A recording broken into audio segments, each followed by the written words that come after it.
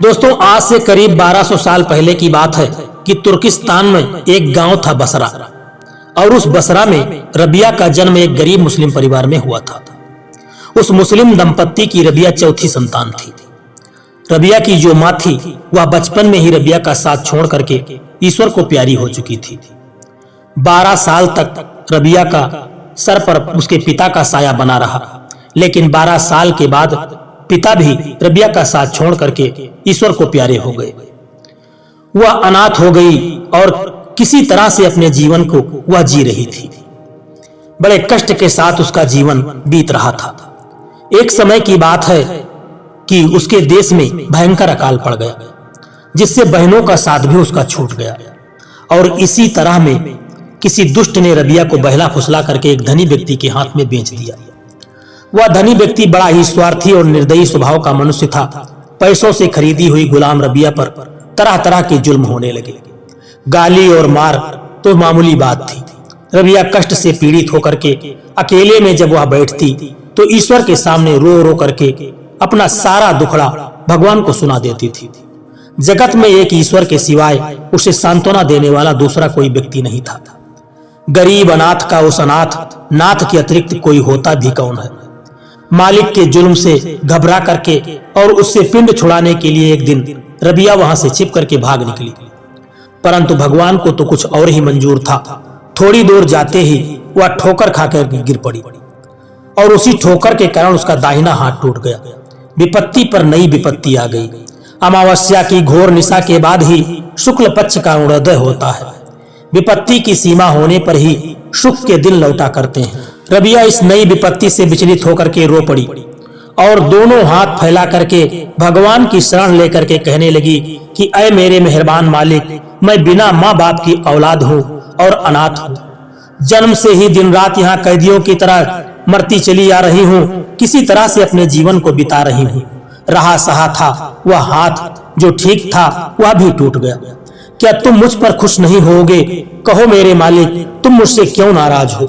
रबिया की हृदय से पुकार को सुन करके गगन मंडल को भेद करके उस अलौकिक लोक में पहुंचकर तुरंत भगवान के दिव्य शरण मंदिरों में प्रवेश करके हृदय में जा पहुंची। रबिया ने दिव्य सुरों में सुना मानो भगवान स्वयं कह रहे हों कि बेटी चिंता मत करो, तेरे सारे संकट बहुत जल्दी दूर हो जाएंगे। तेरी महिमा पृथ्वी पर चारों तरफ छा जाएगी। देवता भी तेरा आदर करेंगे। सच्ची करुणा प्रार्थना का उत्तर तत्काल ही मिला करता है। और ऐसे ही रबिया को भी मिल गया। इस दिव्य वाणी को सुनकर के रबिया का हृदय आनंद से भर गया। उसको अब पूरी उम्मीद और हिम्मत हो गई। उसने सोचा कि जब प्रभु मुझ पर प्रसन्न है और अपनी दया का दान दे रहे हैं, तब कष्टों को कोमल कुसुम के स्पर्श की भांति हृदय से सहन कर लेना कौन सी बड़ी बात है। रबिया अपने हाथों के चोट को दर्द को भूल करके प्रसन्न रहने लगी। मालिक के घर वह लौट आई, पर आज से उसका जीवन बदल चुका था। काम करते करते उसका ध्यान प्रभु के चरणों में रहता था। वह काम तो बाहर करती, लेकिन मन उसका भगवान के चरणों में रहने लगा। वह रात रात जाग करके भगवान से प्रार्थना करने लगी। भजन के प्रभाव से उसका तेज दिनों दिन बढ़ता चला गया। एक दिन आधी रात के समय रबिया अपनी एकांत कोठरी में घुटने टेके हुए बैठी थी और बड़े ही करुण स्वर से प्रार्थना कर रही थी। भगवत प्रेरणा से उसी समय उसके मालिक की भी नींद टूट गई।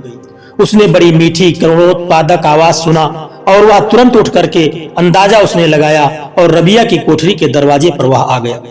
पर्दे की ओट से उसने देखा कि उसकी कोठरी में बड़ा ही दिव्य प्रकाश छाया हुआ है और रबिया एकटक नेत्रों से बैठी हुई विनय कर रही है। उसने रबिया के ये शब्द सुने, ऐ मेरे मालिक, मैं अब सिर्फ तेरा ही हुक्म उठाना चाहती हूँ, लेकिन क्या करूँ, जितना चाहती हूँ उतना हो नहीं पाता। मैं खरीदी हुई गुलाम हूँ। मुझे गुलामी से फुर्सत ही कहाँ मिलती है जो मैं तुम्हारे कदमों में अपने आप को न्यौछावर करूँ। दीन दुनिया के मालिक ने रबिया की प्रार्थना सुन ली और उसी की प्रेरणा से रबिया के मालिक का मन उसी क्षण पलट गया। यह रबिया की तेज पुंजमयी मंजुल मूर्ति देख करके, उसकी भक्ति करुणा प्रार्थना सुन करके वह चकित हो गया। वह धीरे धीरे रबिया के पास आया। उसने देखा कि रबिया के भक्ति भाव से उसका मुखमंडल चमक रहा है और उसके ललाट पर एक दिव्य ज्योति बनी हुई है। उसी स्वर्गीय ज्योति से मानो सारे घर में उजाला हो रहा है। इस दृश्य को देख करके वह भय और आश्चर्य में डूब गया। उसने सोचा कि ऐसी पवित्र और पूजनीय देवी को गुलामी में रख करके मैंने बड़ा ही अन्याय और बड़ा पाप किया है। ऐसी प्रभु की सेविका देवी की सेवा को तो मुझे करना चाहिए। रबिया के प्रति उसके मन में बड़ी भारी श्रद्धा उत्पन्न हो गई। उसने विनीत भाव से कहा कि देवी, अब तक तुझे पहचान नहीं सका, मुझसे बड़ी भूल हो गई। आज भगवान की कृपा से मैंने तेरा प्रभाव जान लिया है। अब तुझे मेरी सेवा नहीं करनी पड़ेगी। तू सुख पूर्वक मेरे घर में रह करके मैं अब तेरी सेवा करूंगा। रबिया ने कहा कि स्वामी, मैं आपके द्वारा सेवा कराना नहीं चाहती। आपने इतने दिनों तक मुझे घर में रख करके खाने को दिया, यही मुझ पर बहुत बड़ा उपकार किया है तुमने।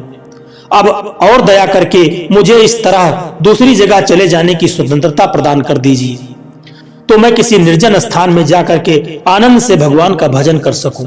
मालिक ने रबिया की बात मान लिया। अब रबिया गुलामी की जंजीरों से छूट करके अपना सारा समय भगवान के भजन में लगाने लगी। उसके हृदय से प्रेम सिंधु छलकने लगा। संसार की आसक्ति का तो कहीं नाम निशान भी नहीं रह गया। रबिया ने अपना जीवन संपूर्ण रूप से प्रेममय परमात्मा के चरणों में अर्पित कर दिया। रबिया के जीवन की कुछ उपदेशप्रद घटनाओं का मनन कीजिए।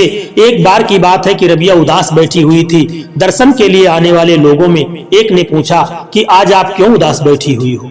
रबिया ने जवाब दिया, आज सवेरे मेरा मन स्वर्ग की ओर चला गया था, इसलिए मेरे आंतरिक परम सखा ने मुझे बड़ा डांटा और फटकार लगाया। मैं इसी कारण उदास हूँ कि सखा को छेड़ करके मैंने पाजी मन दूसरी ओर कहाँ चला गया। रबिया ईश्वर को सखा के रूप में भजा करती थी। एक समय की बात है कि रबिया बहुत बीमार थी। सुफियान नाम के एक साधक उससे मिलने गए। रबिया की बीमारी की हालत को देख करके सुफियान को बड़ा दुख हुआ, परंतु वह संकोच के कारण कुछ भी नहीं कह सका। तब रबिया ने उससे कहा कि भाई, तुम कुछ कहना चाहते हो तो कहो। सुफियान ने कहा कि देवी, आप प्रभु से प्रार्थना कीजिए, प्रभु आपकी बीमारी को जरूर मिटा देंगे। रबिया ने मुस्कुराते हुए जवाब दिया कि सुफियान, क्या तुम इस बात को नहीं जानते कि बीमारी किसकी इच्छा से और किसके इशारे से होती है? क्या इस बीमारी में मेरे प्रभु का हाथ नहीं है? सुफियान ने कहा, हाँ, उसकी इच्छा के बिना तो कुछ भी नहीं होता। रबिया, जब यह बात तुम मुझसे कैसे कह रहे हो कि मैं उसकी इच्छा के विरुद्ध बीमारी से छूटने के लिए उससे प्रार्थना करूं? जो मेरा परम सखा है, जिसका प्रत्येक विधान प्रेम से भरा होता है, उसकी इच्छा के विरुद्ध कार्य करना क्या प्रेमी के लिए कभी उचित है? कैसा सुंदर आत्मसमर्पण है रबिया का। एक बार की बात है कि संत हुसैन बसरी ने रबिया से पूछा कि क्या आप विवाह करना चाहती हैं? रबिया ने उनको जवाब दिया कि विवाह शरीर से होता है, परंतु मेरे शरीर कहाँ है मेरा? मैं तो मन के साथ इस तन को प्रभु के हाथों में अर्पण कर चुकी हूँ। यह शरीर अब उसी के अधीन है और उसी के कार्य में लगा हुआ है। विवाह किसके साथ करूं? रबिया ने अपना सब कुछ भगवान को अर्पण कर दिया था। उसके समीप एक प्रभु के सिवाय और कोई वस्तु ही नहीं थी। वह मेरी कहती या समझती हो। एक बार हुसैन बसरी ने पूछा कि देवी, आपने ऐसी ऊंची स्थिति किस तरह से प्राप्त की है? तो रबिया ने कहा कि जो कुछ भी मिला है सो सब खो करके उसे पाया है। हुसैन बसरी ने फिर कहा कि आप जिस ईश्वर की उपासना करती हैं, क्या आपने उस ईश्वर को कभी देखा है? रबिया ने कहा कि देखती नहीं तो पूजा कैसे करती? परंतु मेरे उस ईश्वर की वाणी से दर्शन नहीं हो सकता। वह माप वाली चीज नहीं है, उसे मापा नहीं जा सकता। रबिया सबसे प्रेम करती, पापी तापी सबके साथ उसका दया का बर्ताव रहता था। एक दिन एक आदमी ने रबिया से पूछा कि आप पाप रूपी राक्षस को शत्रु ही समझती है ना? रबिया ने कहा, ईश्वर के प्रेम में हमेशा मस्त रहने के कारण मुझे न किसी से शत्रुता करनी पड़ी और न किसी से कभी लड़ना पड़ा। भगवान की कृपा से मेरा कोई शत्रु रहा ही नहीं। एक समय कुछ लोग रबिया के पास आए और रबिया से उसने पूछा कि भाई, तू ईश्वर की सेवा किस लिए करता है? रबिया ने उससे पूछा। उसने कहा कि नरक की भयानक पीड़ा से मुक्ति पाने के लिए। दूसरे ने जब पूछा और कहा कि स्वर्ग की, उसने कहा कि मैं स्वर्ग की अत्यंत ही रमणीय स्थान है, वहाँ भांत भांत के भोग और असीम सुख हैं, उसी के सुख को पाने के लिए मैं भगवान की भक्ति करता हूँ। रबिया ने कहा कि बेसमझ भक्त ही भय या लोभ के कारण भगवान की भक्ति किया करते हैं। न करने से तो यह भी अच्छी है, परंतु मान लो यदि स्वर्ग या नरक दोनों न होते तो क्या तुम भगवान की सेवा नहीं करते, उनकी पूजा नहीं करते? सच्चे भक्त को ईश्वर भक्ति किसी भी लोक परलोक की प्राप्ति के लिए नहीं होती, वह तो अहेतु को हुआ करती है। कैसा आदर्श और भक्ति का निरूपण है रबिया के मन में।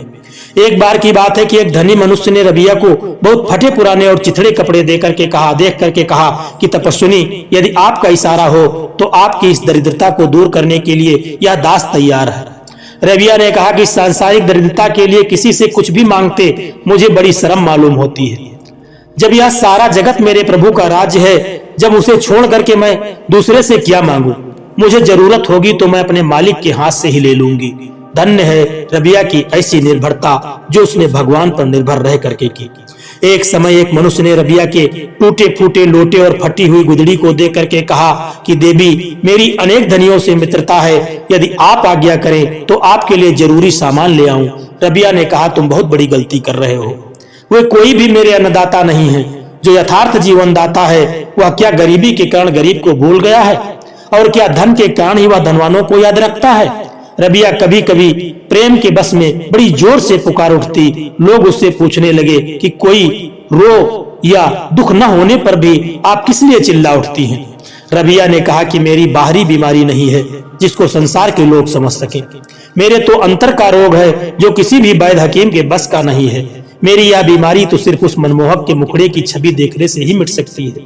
रबिया का मन सदा सर्वथा प्रभु की उपासना में लगा रहता था।